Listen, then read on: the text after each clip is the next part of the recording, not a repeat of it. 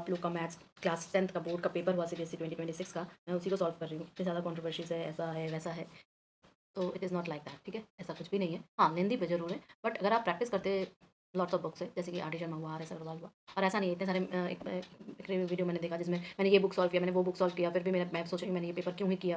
तो यार इतने सारे बुक्स किए तो कॉन्सेप्ट भी तो क्लियर होना चाहिए ना, बुक्स करने से कोई मतलब नहीं होता, कॉन्सेप्ट से मतलब होता है। Okay, so now I am doing from question number 21 because initial सारे एमसीक्यूज छोटे छोटे हैं, ये जो लेंदी क्वेश्चन है मैं उनको सॉल्व कर रही हूँ, फिर मैं उसको भी डाल दूंगी आपके लिए, और ये वाला जो सॉल्व कर रही हूँ वो है सेट 1, ठीक है। सो सी फर्स्ट क्वेश्चन क्या है।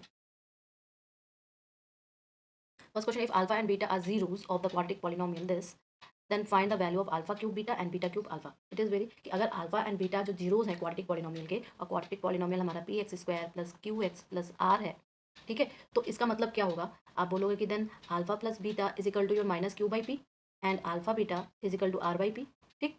सो now we have to find this part alpha cube and this. तो इसको कैसे करेंगे, फर्स्ट हम फैक्टर्स करेंगे इसका, कि alpha cube beta plus beta cube alpha is equal to your what, alpha beta common ले लेंगे तो alpha square plus beta square, right. अब अल्फा स्क्वायर और बीटा स्क्वायर को कैसे लिख सकते हैं, बताओ। इस अल्फा स्क्वायर और बीटा स्क्वायर को I can write like this way, alpha plus beta whole square minus 2 alpha beta. Okay, now substituting the values, values को सब्सटीट्यूट करेंगे तो क्या हो जाएगा हमारे पास, माइनस क्यू बाई पी का whole square, sorry whole square, minus 2 r by p is equal to your q square by p square minus 2 r p, ठीक है। ओके, अब इसको मैंने लिखा है ऐसे, इसको इंक्लूड नहीं किया है, ठीक है। अब जब टोटल का देखेंगे तो इससे हमारा अल्फा बीटा को मल्टीप्लाई करेंगे तो alpha beta into alpha square plus beta square, इसको टोटली हम कैसे लिख सकते हैं, r by p q square upon p square minus 2 r upon p, clear. या हम इसको ऐसे भी लिख सकते हैं, r q square upon p Q minus 2 r square upon p square. तो कॉमन डिनोमिनेटर पी क्यू का क्या ले लेंगे, तो ये आपका हो जाएगा r q square minus 2 P R square upon p Q, ठीक है। ये है आपके क्वेश्चन नंबर 21। नेक्स्ट चले, चलो नेक्स्ट आपका क्वेश्चन नंबर 22 है, और उसका ए पार्ट देख रहे हैं कि in the given figure, okay, A H K similar to triangle A B C, if A K is equal to 10 centimetre, B C is equal to 3.5 centimetre and H K is equal to 7 centimetre, find the length of A C. A C की length निकालें, और ये similar triangles के ऊपर है, तो सीधा सीधा हम लोग पीपीटी थ्योरम लगाएंगे, या आप ये भी कह सकते हो कि जब ये सिमिलर है तो हम रेशियोज लेते हैं, रेशियो लेते हैं, तो हम कहेंगे कि भैया कि गिवन है हमारा triangle A H K is similar to triangle A B C, so corresponding sides are proportion, सो corresponding sides are proportion, clear. तो जब corresponding sides proportion हो गए तो H K upon B C is equal to A K upon A C, okay. तो given quantities क्या है, given quantities है H K is equal to your 7 centimetre, B C is equal to your 3.5 centimetre, और A K is equal to 10 centimetre. तो इसलिए इन सब का use करेंगे, और H K upon B C is equal to 7 upon 3.5 is equal to your 2। तो similarity ratio कितना होगा, ये 2 जो है हमारा सिमिलैरिटी रेशियो हो गया,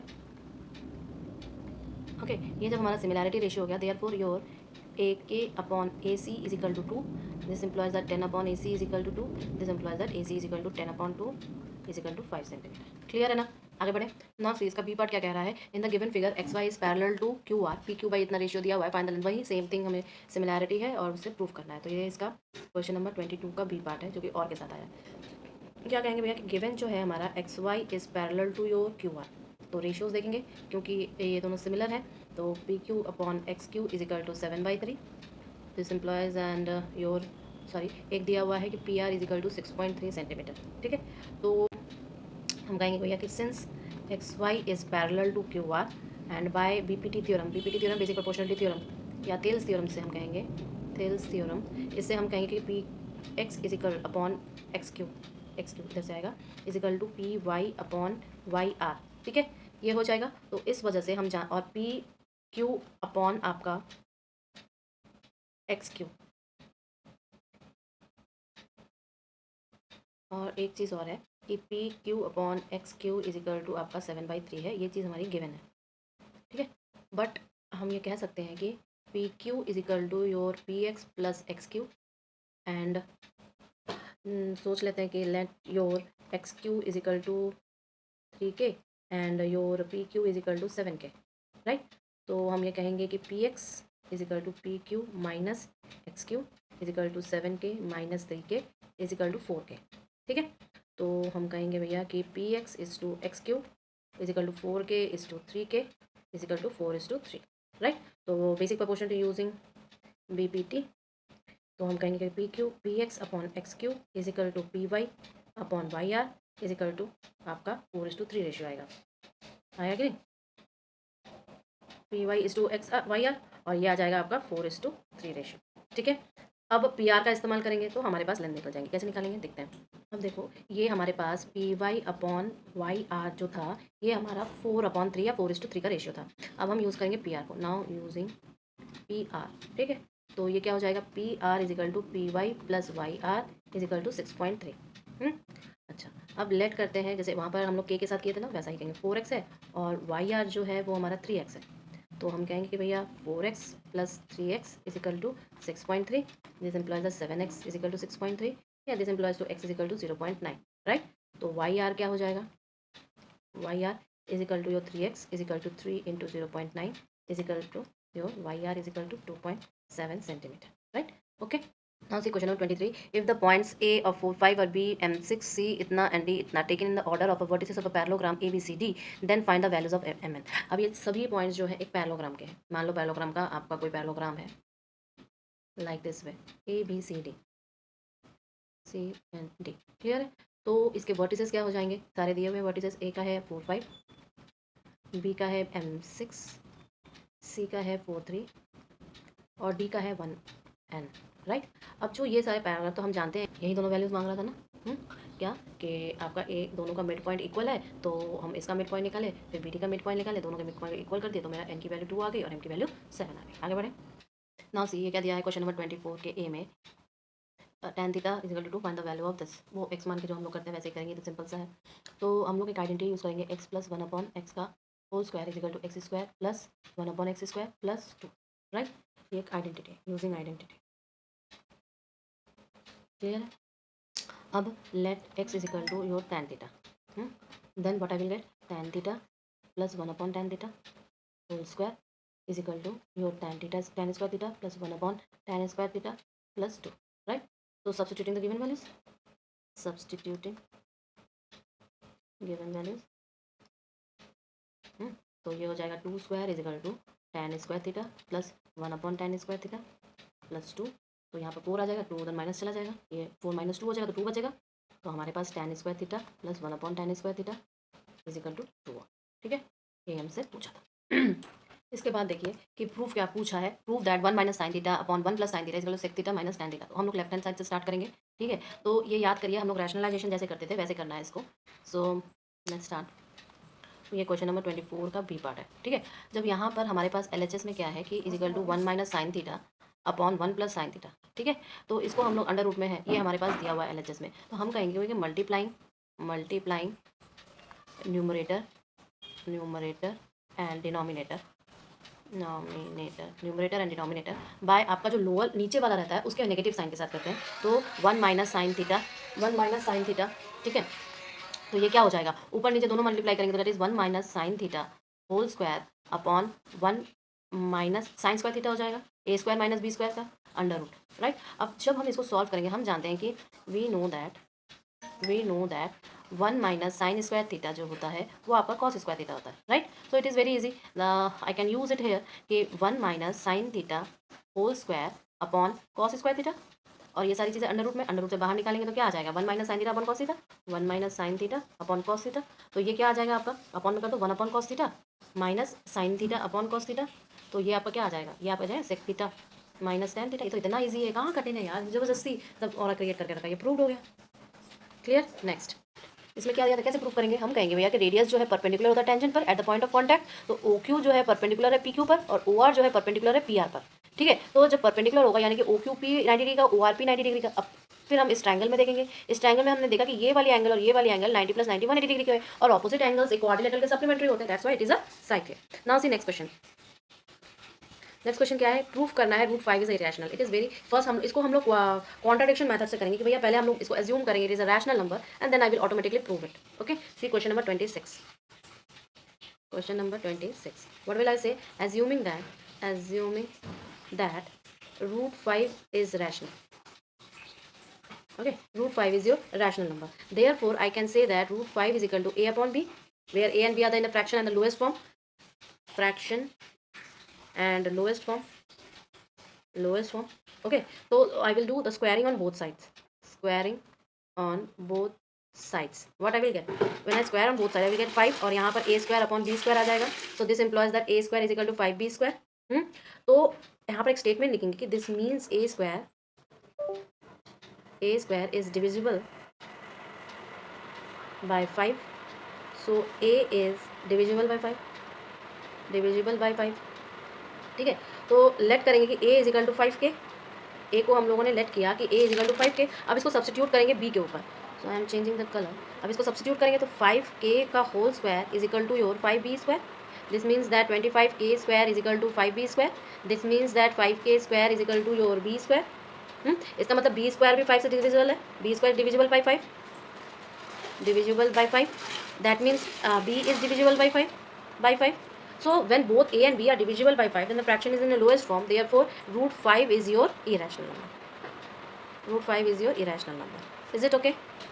क्लियर है ना? ये चीज़ समझ में आ गई? कैसे करेंगे? चलो यहाँ पर देखिए, find the coordinates of the points of the transaction of the line segment joining the points a -1 4 और b -3 4. तो जब हम इसको लाइन सेगमेंट्स देखते हैं तो ये कितने ट्राई सेक्शन के पॉइंट को पूछा है. ठीक है, किसको पूछा है? ट्राई सेक्शन के पॉइंट को. तो जब हम इसमें देखेंगे क्वेश्चन नंबर 27 में क्या दिया है कि a अगर हमारा -1 और 4 है और b हमारा -3 2 है. क्लियर? तो पॉइंट ऑफ इंटरसेक्शन डिवाइड जो करेगा a b को 1:2 और 2:1 में. ठीक है, तो points of try section divide a b and ratio 1:2 and 2:1. 1:2 and 2:1. ठीक है, अब हम ट्राई सेक्शन का फॉर्मूला यूज़ करेंगे. So using try section formula.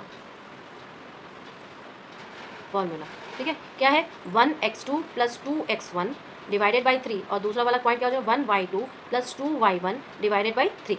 So putting the values, क्योंकि हमें x1 और x2 y1 और y2 पता है यहाँ से इस वाले पार्ट से. So that's why what I will gate 1 - 3 + 2 × -1 divided by 3 और यहाँ पर हो जाएगा 1 - 2 + 2 4 डिवाइडेड बाई 3. क्लियर? सो ये क्या हो जाएगा? 3 - 2 अपॉन 3 -3 - 2 अपॉन 3 और यहाँ पर हो जाएगा -2 + 8 अपॉन 3.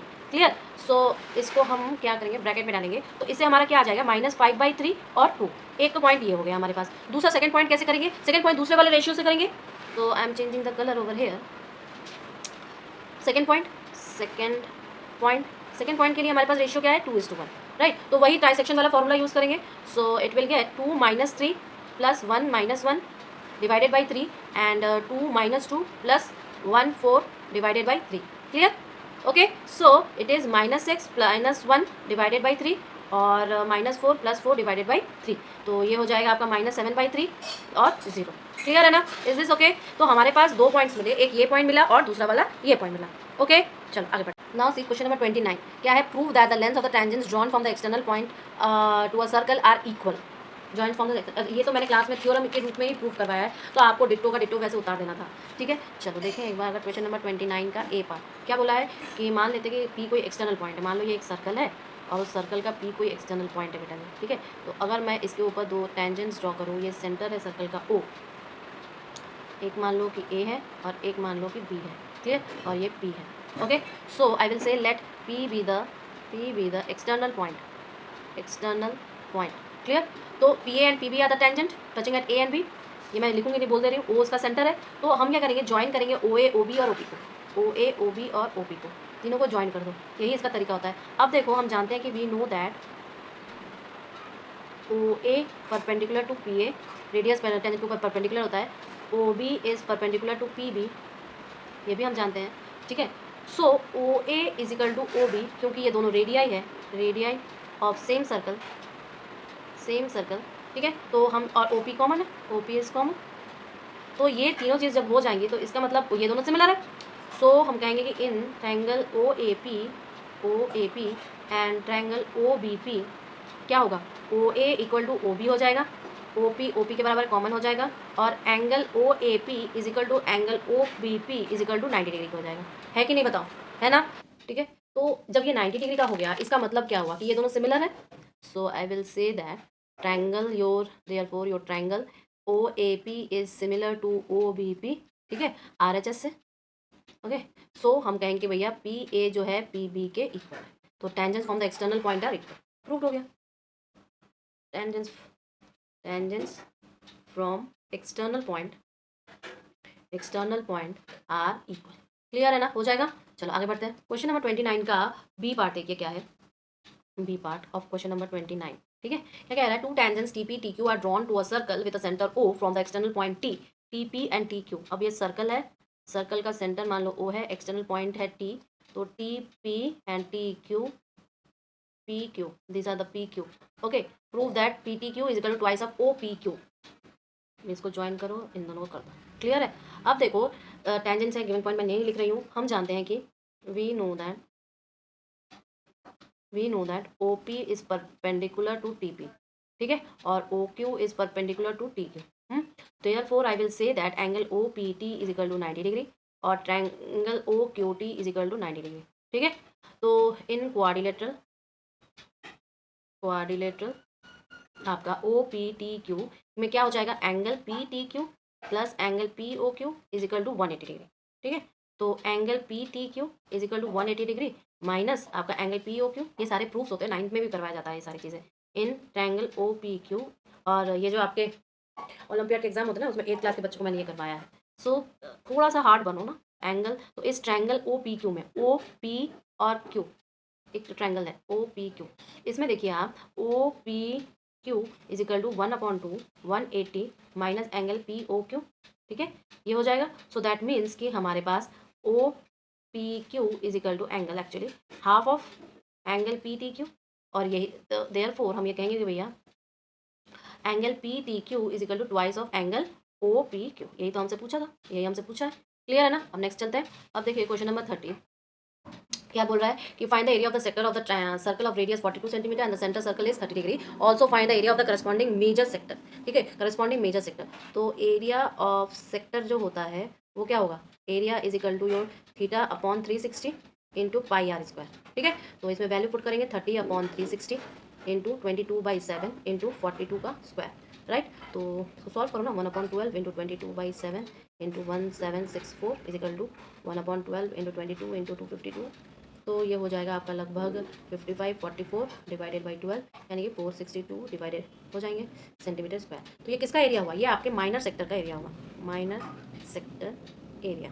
ठीक है, दूसरा पार्ट मैं कलर दूसरे चेंज से कर रही हूँ इसलिए आपको समझ में आ जाए। दूसरा हम कहेंगे area of major sector, area of major sector. ये सारी चीज़ें हम इसलिए निकाल पा रहे हैं क्योंकि हमारे पास एंगल 30 डिग्री दिया हुआ है। अब ये कैसे हो जाएगा, 360 डिग्री माइनस 30 डिग्री, 30 डिग्री, तो ये आपका कितना हो जाएगा, 330 डिग्री का हो जाएगा, मेजर सेक्टर के लिए 330 डिग्री का हो जाएगा। तो वही एरिया निकालो, 330 divided by 360 into pi R square is equal to आपका क्या हो जाएगा, 11/22 इंटू 22/7 इंटू 1764। ठीक है, तो ये कट गया, तो यहाँ पे आपके पास क्या बचा, इधर से आप सेम भी ले सकते हो कि 11/12 इंटू, ये भी कर सकते हो, इसको काटो नहीं आप इस चीज़ को पूरा, क्योंकि अभी ऊपर कैलकुलेट किया है 44 है, तो ये आपका 5082 सेंटीमीटर स्क्वायर आ जाएगा। ये आपका मेजर सेक्टर, वो आपका माइनर सेक्टर। ठीक है, नाउ सी क्वेश्चन नंबर आपका, now C next question, the two dice are thrown in the same time, determine the probability that the sum of the numbers of the on the two dice is 5 और difference. बहुत easy है question number 35। क्या करना है कि जब this is a problem of two dice problem, two dice, ठीक है, टू डाइस थ्रो कर गए तो टोटल पॉसिबल आउटकम्स क्या है, total possible outcomes will be 6 into 6, that is 36. Now first part they are asking about sum is 5, so possible pairs whose sum is 5. Okay, so they are 1 4 2 3 3 2 4 1, right. So number of favorable conditions is 4, number of favorable conditions is equal to 4, is equal to 4. Okay, तो favourable conditions कितने हो गए हमारे पास, 4। ठीक है, तो probability जिनकी सम जो है वो आपका 5 है, वो हो जाएगा 4/36, इसका मतलब इक्वल टू 1/9। क्लियर। दूसरा पॉइंट क्या कह रहा है, कलर मैं चेंज कर रही हूँ जिससे कि डिफ्रेंशिएट रहे। दूसरा point, sum of the difference is the number of the two dice is 3। Now अगर हम डिफरेंस की बात कर रहे हैं, डिफरेंस की बात करें, इसका मतलब ये कहना चाहते हैं कि a माइनस बी का जो मॉड होगा वो 3 होगा। तो फेवरेबल आउटकम्स क्या होंगे, फेवरेबल आउटकम्स होंगे बेटा जी 1 4 2 5 3 6 4 1 5 2 6 3। ठीक है, ये हो गया। तो नंबर ऑफ फेवरेबल आउटकम्स क्या होंगे, number of favourable outcomes is equal to आपके 6 हो गए। ठीक है, तो डिफरेंस क्या हो जाएगा यहाँ पे, प्रोबेबिलिटी डिफरेंस हो जाएगी 6/36, यानी कि 1/36, 1/6 सॉरी 1/6 हो जाएगा। ठीक है, समझ में आ गया ना। अब चलो नेक्स्ट। नाउ सी क्वेश्चन 32 का, Ayush bot 2 pencil 3 chocolates for ₹11 and Danish bought 1 pencil and 2 chocolate for ₹7 from the same shop and represent this situation in the form of linear equation. Find the price of 1 pencil and 1 chocolate graphically. अब graphically इसको solve करना है, आसानी है। Graphically हम लोग चीज़ों को वैल्यूज़ को पुट करते हैं और फिर उसका निकालते हैं। ठीक है, तो आप पुट करो ना। यहाँ पर अगर मैं इक्वेशन बना दे रही हूँ कि मान लो कि प्राइस आपका ये question number 32, price of 1 pencil आ जाएगी आपकी ₹X और price of 1 chocolate is equal to हो जाएगा ₹Y। ठीक है, तो इक्वेशन से हमने 2x + 3y is equal to 11 एक इक्वेशन, और दूसरा इक्वेशन आपका हो जाएगा कि x + 2y is equal to 7, ये दूसरा इक्वेशन। ठीक है, अब इस इक्वेशन को सॉल्व करेंगे। इस इक्वेशन सॉल्व करना सबको आता है। ठीक है, तो ग्राफिकली भी अगर आप सॉल्व करोगे तो x की वैल्यू आपकी आ जाएगी 1 और y की वैल्यू आ जाएगी 3, y की वैल्यू आ जाएगी 3, देख लेना। तो ये दोनों ये इंटरसेक्शन पॉइंट होगा, इंटरसेक्शन पॉइंट होगा ग्राफिकली। ठीक है, next question 33, a person on a tour इतना expenses if he extend his tour 8 days he cut down his daily expenses to 70, find the original duration of the tour. Original duration of the tour निकालना है। चलो निकालते हैं इसे। तो इसको हम कैसे करेंगे, क्वेश्चन नंबर 33 का ये पार्ट। ठीक है, तो यहाँ पे सबसे पहले देखेंगे टोटल मनी जो है आपका ₹4200। ठीक है, तो लेट द ओरिजिनल ड्यूरेशन वो आपका x डेज हो गया। ठीक है, तो ओरिजिनल डेली एक्सपेंस जो है वो आपका ₹y हो। ठीक है, तो इसका मतलब क्या है कि XY जो है वो आपका 4200 के बराबर है, इक्वेशन नंबर 1। तो टूर बोल रहा है 8 डेज एक्सटेंड हो रहा है, तो डेली एक्सपेंस जो 8 डेज एक्सपेंड होने के कारण डेली एक्सपेंस रिड्यूस कर गया है ₹70 से। तो इस वजह से x + 8 और y - 70 is equal to your 4200, ये दूसरा इक्वेशन है। क्लियर, अब इन दोनों इक्वेशन को हम लोग इक्वेट देखेंगे। जैसे कि मान लो इक्वेटिंग बोथ इक्वल टू आपका 4200, तो XY is equal to x + 8 और y - 70। तो एक चीज़ और हो सकती है कि XY is equal to XY - 70x + 8y is -560 -560। ठीक है, तो XY यहाँ से कैंसिल हो गया, तो इसका मतलब यहाँ पर क्या हो जाएगा, एक साइड में 0 is equal to -70x + 8y -560, और आई कैन से मेरा फाइनल इक्वेशन जो बना वो हमारा कुछ इस तरह का बना कि नहीं। अब डिवाइड बाई 2 करो तो क्या हो जाएगा यहाँ पर आपका, ये 70x डिवाइड बाई 2 करेंगे तो 35x - 4y is equal to -280। Clear, तो y यहाँ से आ जाएगा कि एक तो y हम जानते हैं कि यहाँ से हमारा 4200/4 है, या x सॉरी 42/100। अब x जो y की वैल्यू ये है हमारी, वो हम इसमें पुट करेंगे और सॉल्व करेंगे। ठीक है, तो हमें क्या मिला कि सब्स्टिट्यूट करने पर 35x - 4 times of 4200/x is equal to -280। Right, तो x से मल्टीप्लाई करो, इसको मल्टीप्लाइंग बाई x। ठीक है, तो ये हो जाएगा हमारा 35x² - 16,800 इज इक्वल टू -280। ठीक है, तो इसको सॉल्व करते हैं ऑर्डर की इक्वेशन को, तो ये आ जाएगा सबको एक साथ अगर लाएँ -16,800 + 280x इक्वल टू 0। ठीक है, 35 से डिवाइड करो,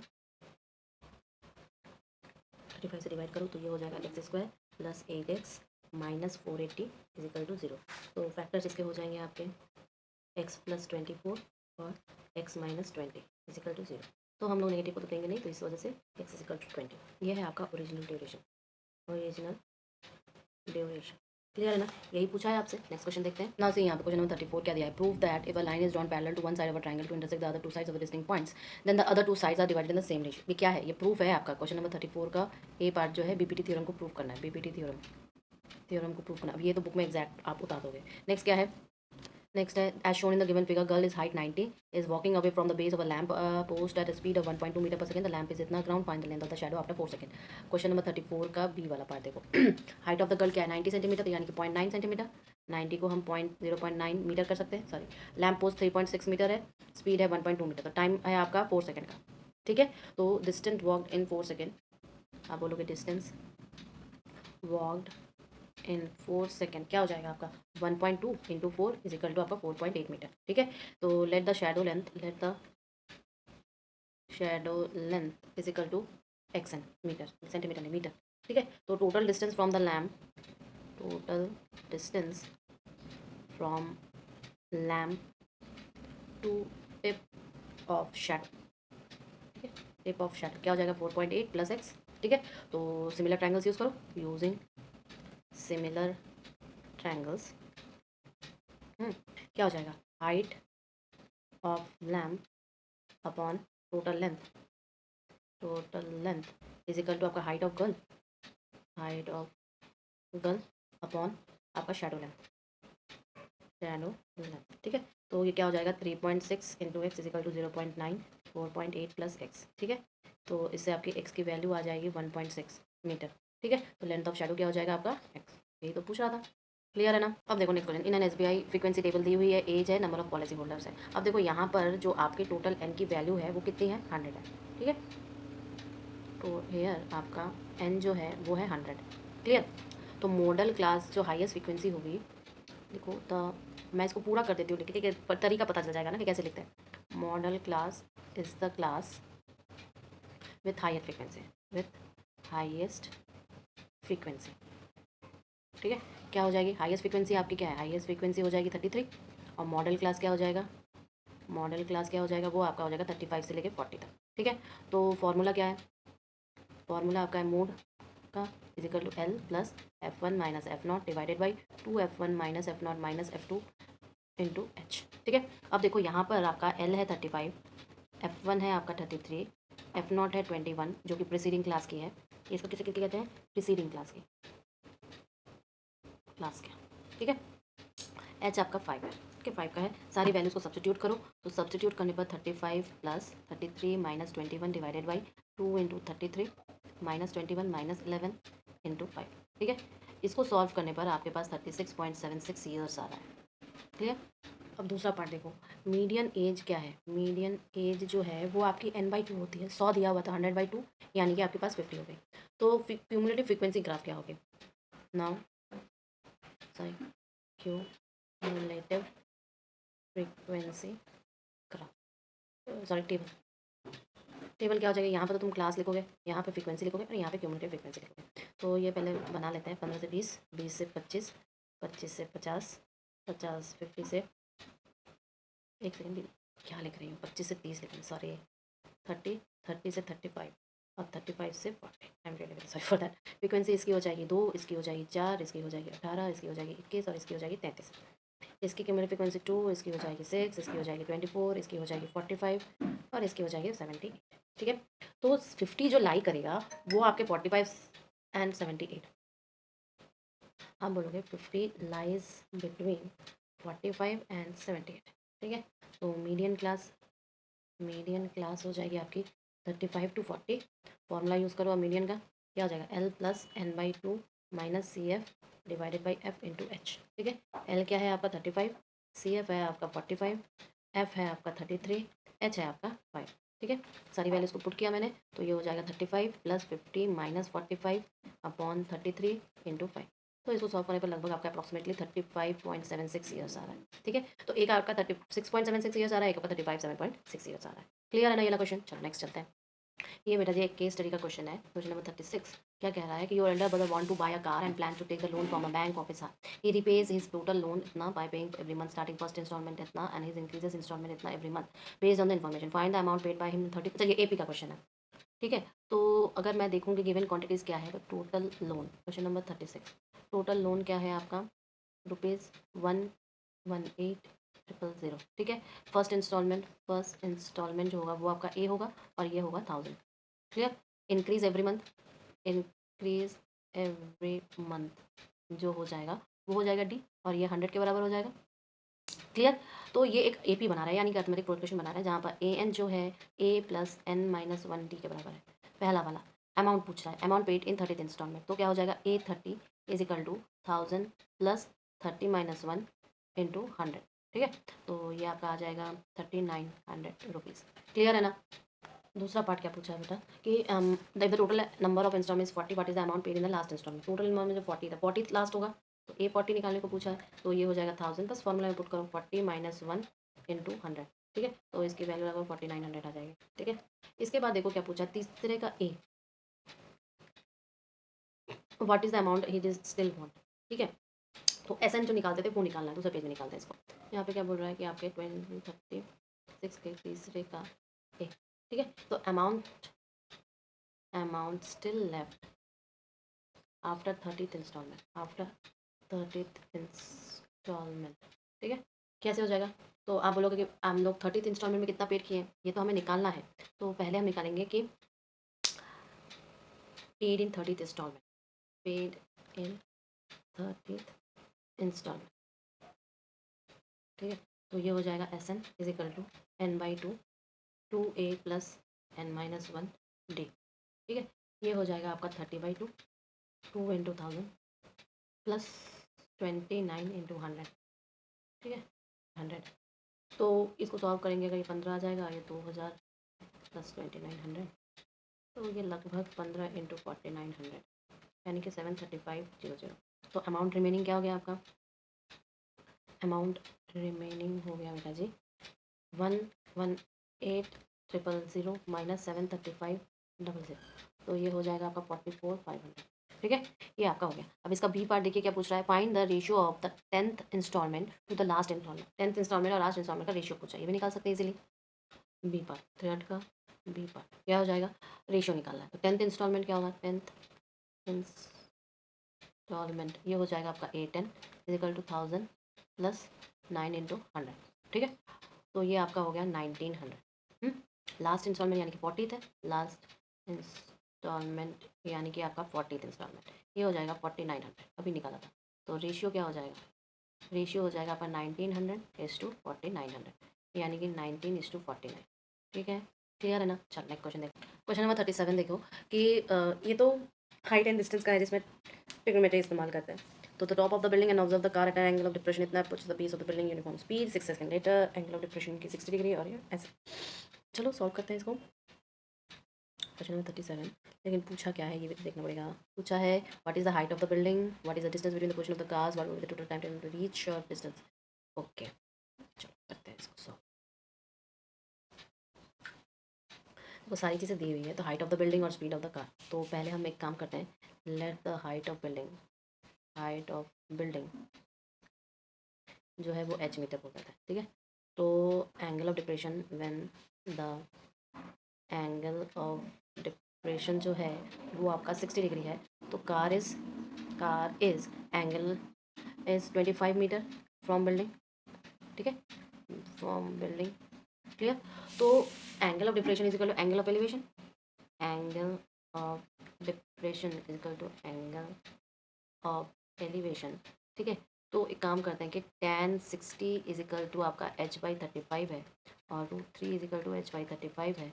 this implies that h is equal to 25√3 यानी कि आपका अप्रॉक्सीमेटली 43.3 मीटर है, ठीक है। और ये आपका फर्स्ट पार्ट जो पूछ रहा था। नेक्स्ट चलते हैं, सेकंड पार्ट क्या पूछ रहा है, what is the distance between the two positions of the car, ठीक है। तो जब हम कहेंगे when angle of depression is equal to your 30 degree, तो let the initial distance from building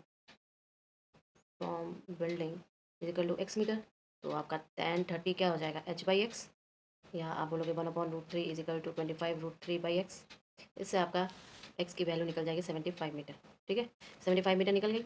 अब जब इनिशियल डिस्टेंस 75 हो गया, फाइनल डिस्टेंस आपका 25 हो गया, फाइनल डिस्टेंस आपका 25 और ये आपका इनिशियल डिस्टेंस, ठीक है। तो डिस्टेंस कवर्ड क्या हो जाएगा, डिस्टेंस कवर्ड हो जाएगा आपका 75 माइनस 25 इज इक्वल टू 50 मीटर का। ये आपका सेकंड पार्ट हो गया, ठीक है।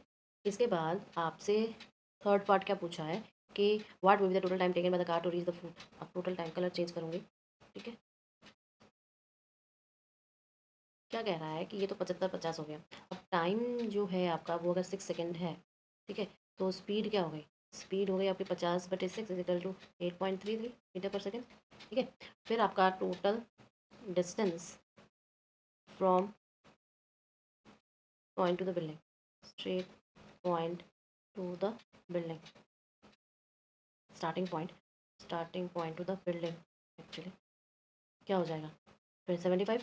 तो टाइम क्या हो जाएगा आपका 75 डिवाइडेड बाई 8.33 यानी कि आप बोलोगे अप्रॉक्सीमेटली 9 सेकेंड का आ रहा है, ठीक है, अप्रॉक्सीमेटली 9 सेकंड आ रहा है। थर्ड नेक्स्ट क्या पूछा है, what is the distance of the observer from the car when it is angle making इतना। अब जब एंगल मेकिंग इतना हो तो मैं यहीं पे कर देती हूँ, तो आपको हेल्प मिलेगा। कलर दूसरा ले रही हूँ, कुछ नहीं, sine 60 is equal to H by distance, sine 60 is equal to H by distance, ये आपका बी पार्ट होगा थर्ड का।